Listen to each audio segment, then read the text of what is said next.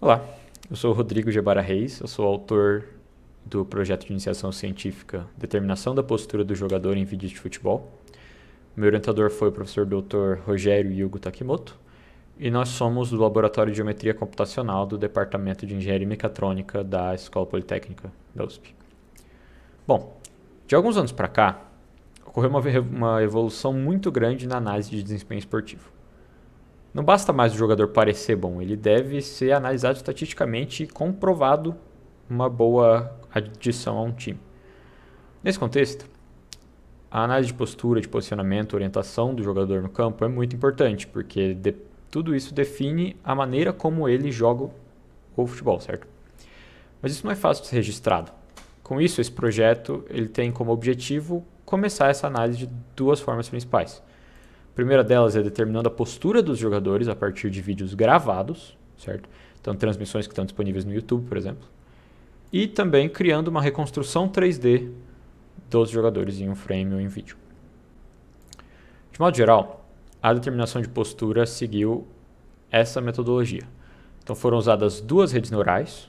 A primeira delas, o YOLO, é um detector de objetos, então foi utilizado para detectar as pessoas em um determinado frame. Cada uma dessas pessoas foi então retirada e separadamente foi aplicada a segunda rede neural, que é o OpenPose. Essa rede é a que efetivamente realiza a detecção da postura da pessoa. Então, depois de estimada a pose, o frame é retornado à imagem original e completa-se assim como pode se ver na última imagem. Bom, o OpenPose é a chave para que todo esse algoritmo funcione. É uma rede neural muito conhecida no cenário de visão computacional. Já para a reconstrução 3D, primeiro foram detectadas as linhas de campo a partir de uma rede generativa adversarial. E então aproximou-se uma matriz de homografia para poder realizar a transformação de perspectiva para obter uma vista aérea, como na terceira figura. Com essa vista aérea é possível também reconhecer cada um dos jogadores nessa imagem. E então, tendo a sequência de imagens, pode-se estudar o movimento de cada um dos jogadores individualmente ao longo de uma partida. Bom, finalmente, a partir também da detecção das linhas de campo, é possível determinar uma malha 3D para cada jogador. Em termos de resultados, não existem dados reais para comparar com os obtidos experimentalmente aqui a partir dos algoritmos.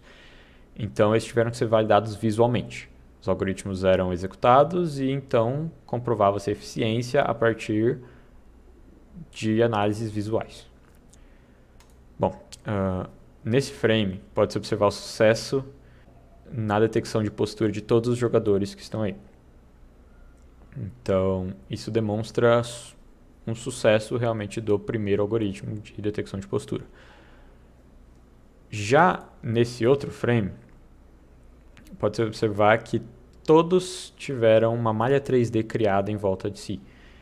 E não apenas qualquer malha, elas seguem o movimento, a posição de cada um dos corpos individualmente. Então isso realmente comprova também o sucesso do algoritmo de reconstrução 3D. Bom, como conclusões, podemos ressaltar alguns pontos. O principal deles é que agora pode-se observar parte da dinâmica de uma partida de futebol. Então, é claro que uma partida é muito mais complexa do que simplesmente o movimento dos jogadores e sua postura, mas, novamente, um dos objetivos desse trabalho é iniciar esse estudo. Sendo assim, com a reconstrução 3D, eventualmente com trabalhos futuros, deve ser possível observar a partida do ponto de vista de qualquer jogador que está no campo, através de mudança de perspectiva principalmente.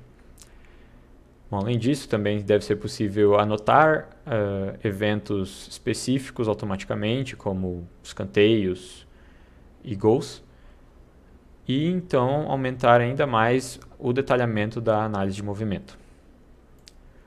Bom, finalmente, eu gostaria de agradecer aos meus orientadores. O principal deles foi o professor Rogério Yugo Takimoto, como já comentei, mas o professor Marcos Tsuzuki e o professor André Sato também fazem parte do grupo que coordena esse trabalho. E eles foram de fundamental importância para o sucesso dos dois algoritmos. Também tive suporte do CNPq através de uma bolsa PIBIC. E, bom, o projeto É basicamente isso. Muito obrigado pela atenção.